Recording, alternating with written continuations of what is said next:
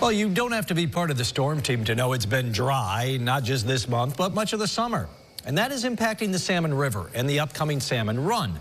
Joining us now to talk about how the DEC is handling all of this is DEC Region 7 Fisheries Manager, Scott Prindle. Scott, good to see you. Thanks for joining us. Appreciate it.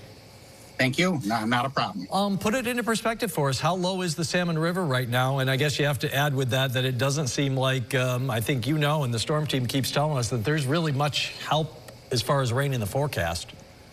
No, we're definitely concerned. We haven't hit the panic button yet. Our egg take usually occurs the day after Columbus Day. So we got a little bit of time, but yeah, as you mentioned, the forecast doesn't look great.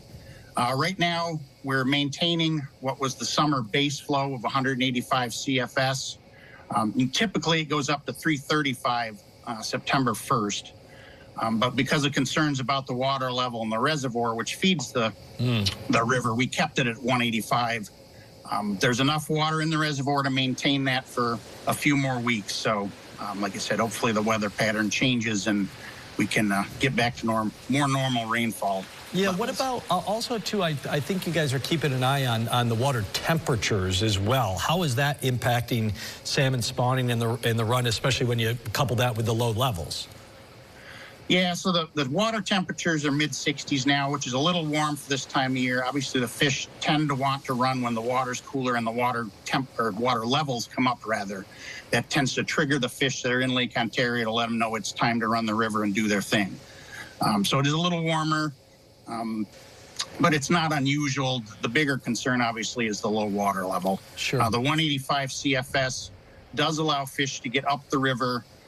Our bigger issue is the Beaver Dam Brook, which connects the river to the hatchery, is quite low, and it's creating issues to the fish getting into the hatchery, and we're working on some measures to remediate that and hopefully get that situation a little more tenable so the fish can get up to the hatchery easier. Yeah, I was going to ask you a little bit more about what the DEC is doing to mitigate the situation. Is it impacting the fishing season, so to speak, of where you can go, when you can go, things like that yet, or are we still not there? Yes. So what we've done so far, obviously, I already mentioned, we kept the summer base flow to help us meter out what water is in the reservoir.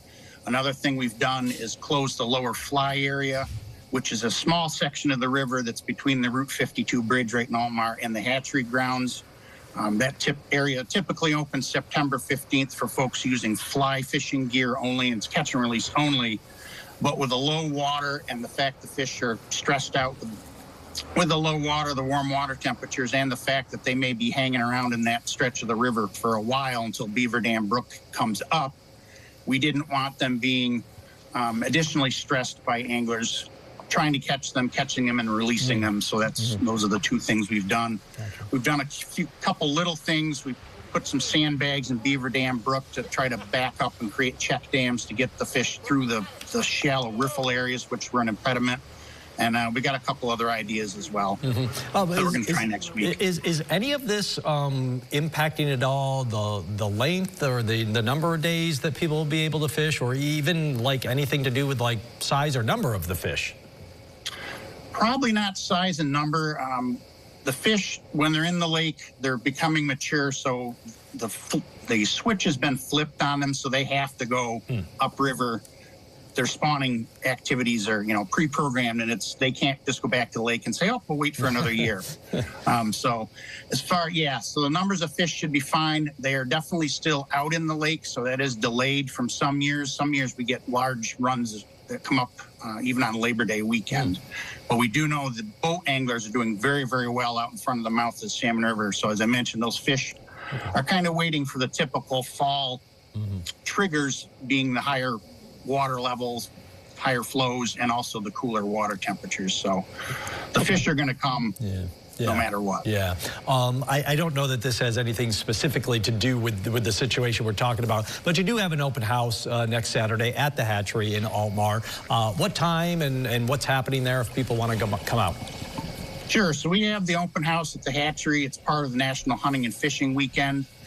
We open the hatchery up and we give tours, including ones that are down into basically the belly of the hatchery, which we normally don't do Usually folks have to stand and walk around the top of the hatchery to look down into the tank room. But during the open house, we actually have guided tours by the hatchery workers, the fish culturists who are the experts at this.